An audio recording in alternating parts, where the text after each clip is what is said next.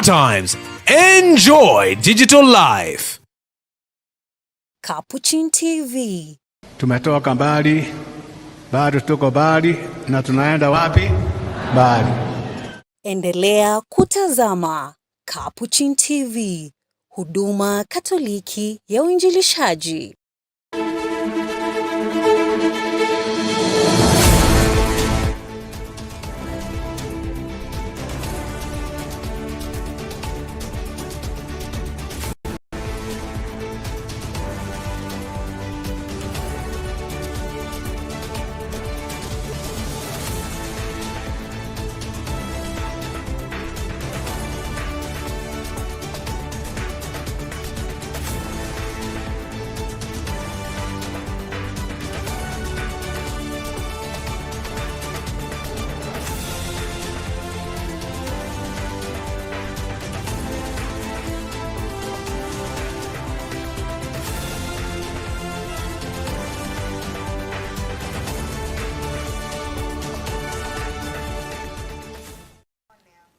Hello and welcome to this edition of Catholic Focus on Capuchin TV, where we bring you stories that matter from the church to the developing stories in the country.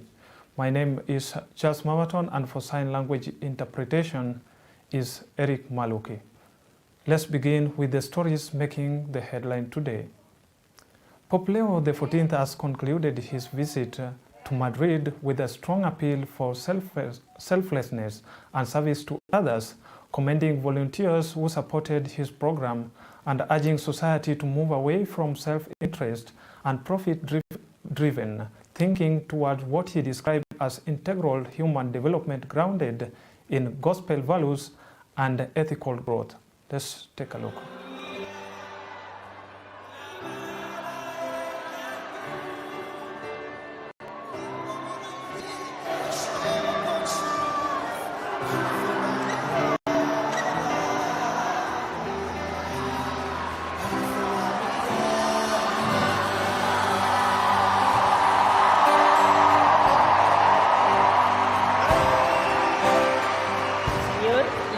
Su gracia y su luz para que lleve adelante de la mejor manera el ministerio que le ha encomendado.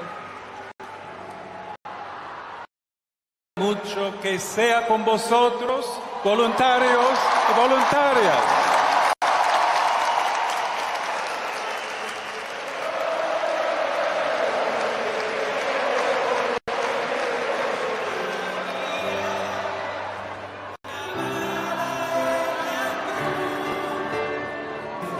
La comunión de la Iglesia, este cáliz.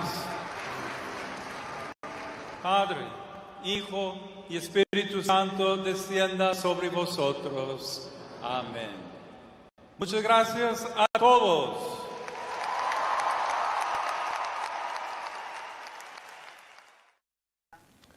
A surge in indisciplined cases in schools has sparked debate among leaders who are now pointing to poor parenting as a key driver and are calling for stronger disciplinary measures, including the possible return of corporal punishment. Let's take a look.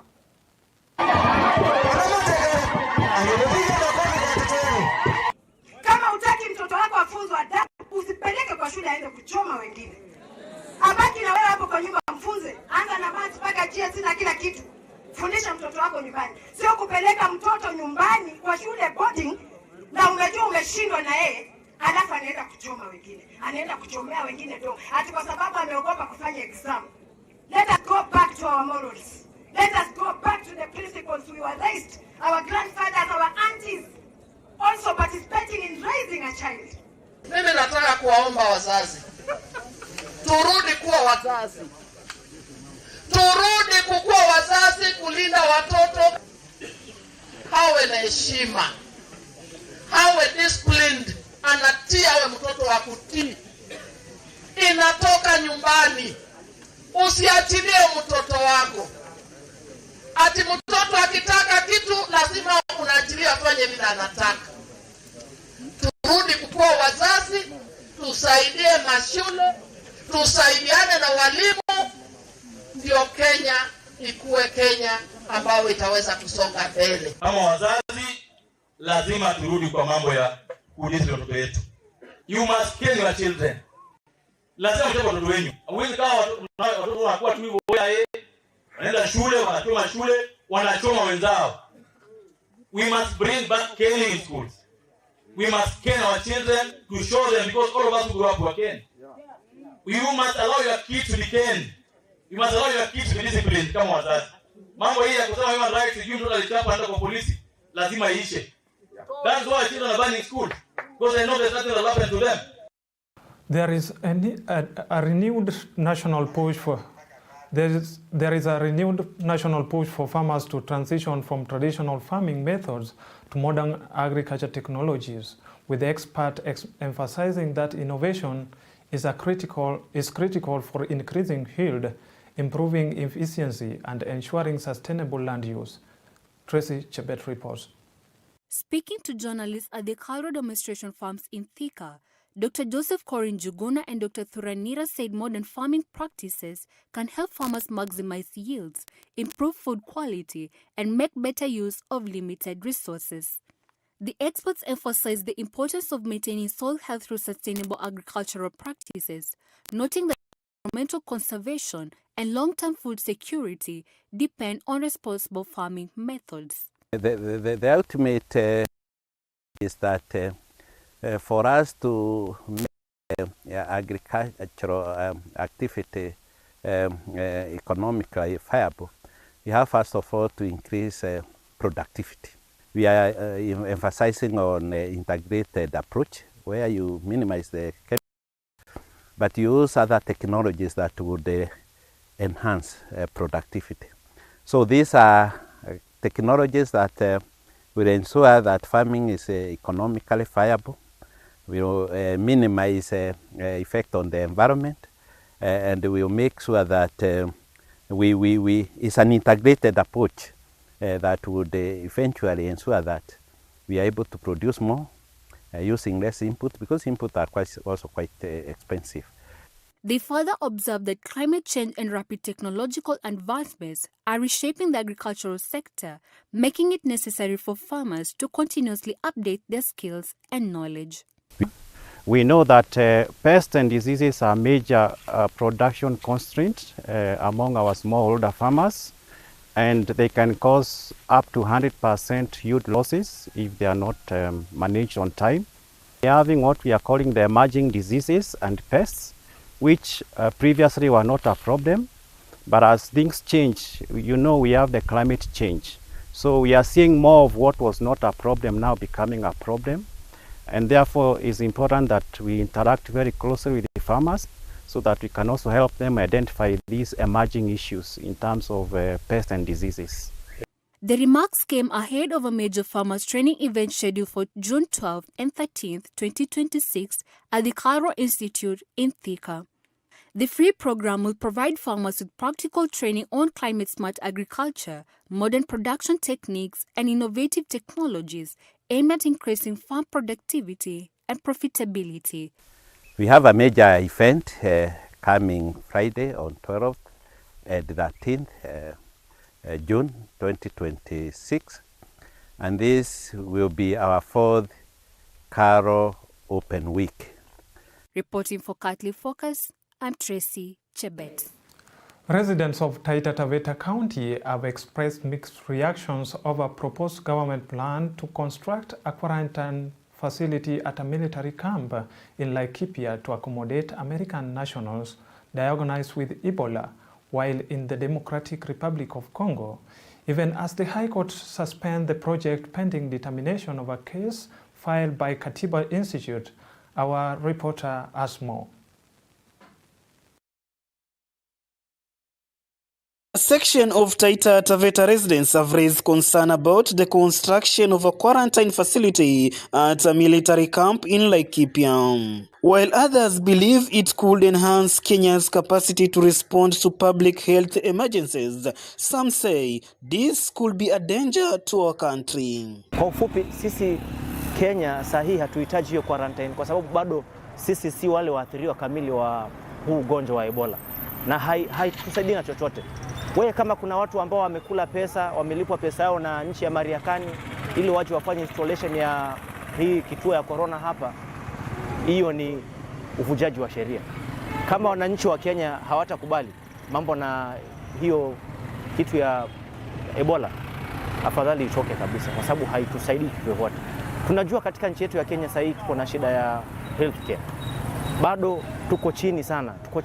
Kuhusu hiyo quarantine ambayo inataka jengwa huko Laikipia base, naona kama sio mbaya, ni heshima ambayo sisi tumepewa Kenya kwa kujengewa vitu kama ile, na sioni sababu ya kuwa na uoga, kwa sababu wale watu ambao wataletwa pale kama hata ni wale wa Amerika wanaletwa na keti pale, wakipona wanaondoka zao. Ukiona wakati mwingine miaka ijayo ikitokezea mambo kama yale, itakuwa itekani sio lazima wazungu, hata sisi wa Afrika ambao ni wa Kenya ambao tukoshaikwa pale tutakuwa na ujuzi wa kukabiliana na magonjwa kama hayo. The High Court has however halted the construction works until a petition filed by Katiba Institute is heard and determined. Na mambo ya Ebola, mimi naona kama sisa Wakenya wataangamia kulingana na hiyo ugonjwa, ikizingatia ugonjwa ni hatari.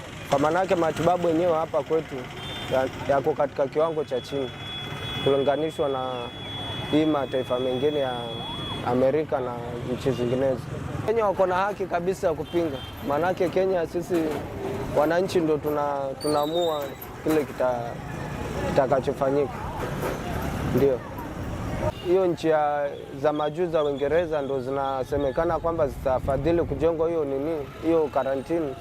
Sasa Mkenya anaweza kuwa ashindwe kusaidika kwa hiyo karantini. Hao wazungu peke yake watakaoshikwa na hiyo ugonjwa ndio wataweza kutibiwa pale vile. Kenya has not recorded any Ebola case. Neighboring Uganda and Democratic Republic of Congo continue to battle the outbreak, with DRC reporting 515 cases and 91 fatalities since the current outbreak was declared last month. Gabriel Mokoma, Voi, Taita Taveta. Still on matters of health, the head of NASCOP, Dr. Andrew Mulwa, has urged political leaders to avoid politicizing public health issues, particularly the debate surrounding the proposed Ebola preparedness facility, emphasizing that disease outbreaks should be handled by scientific experts. Let's take a look. Leo, Ebola si lazima ipate mtu ambaye ako na nyuki ama ako Kilifi, inaweza pata hata mimi. Ni kweli si kweli? Na ile jambo la muhimu ni wakati umepata Ebola ama ugonjwa wowote, ukuwe kuna zile hospitali ama facilities ambazo zinaweza kukusaidia. Whether ziko hapa Makueni, ziko Kitui, ziko Machakos, ugonjwa ukitokea. Ni jukumu la serikali kuwa imejiprepare na kuwa na facilities. Na ndio nasema kwa sababu Makueni county yetu as 184 kilometers of Mombasa Road, ambayo ni mtandao wa usafiri wa muhimu katika nchi yetu ya Kenya. Ni lazima tukue na preparation.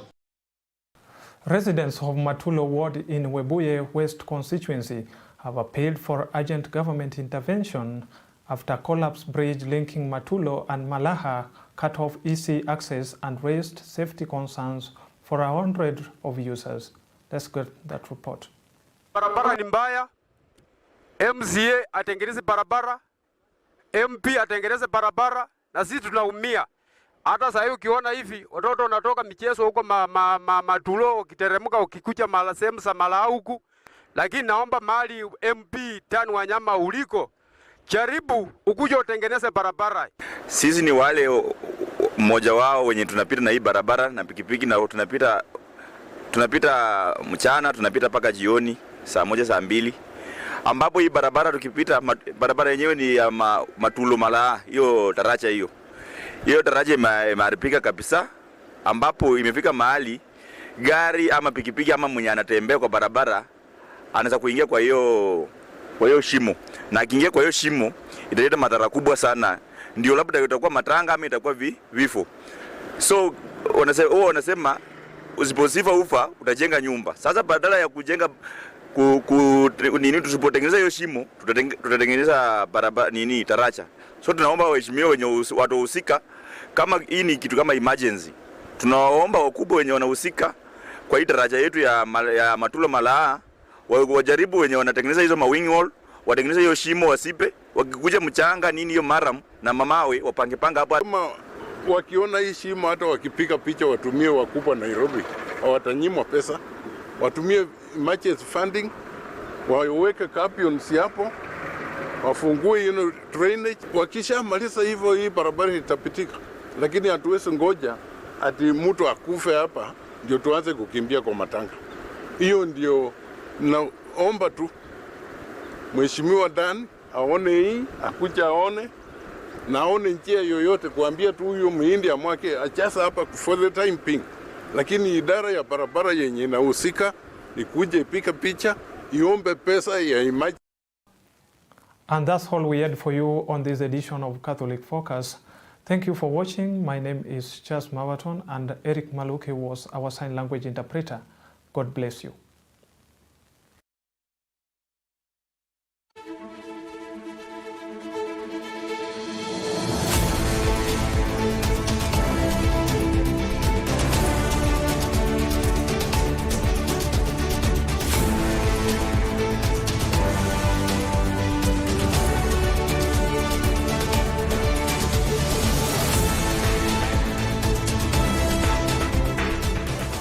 Keep watching Capuchin TV, your staunchly Catholic identity channel.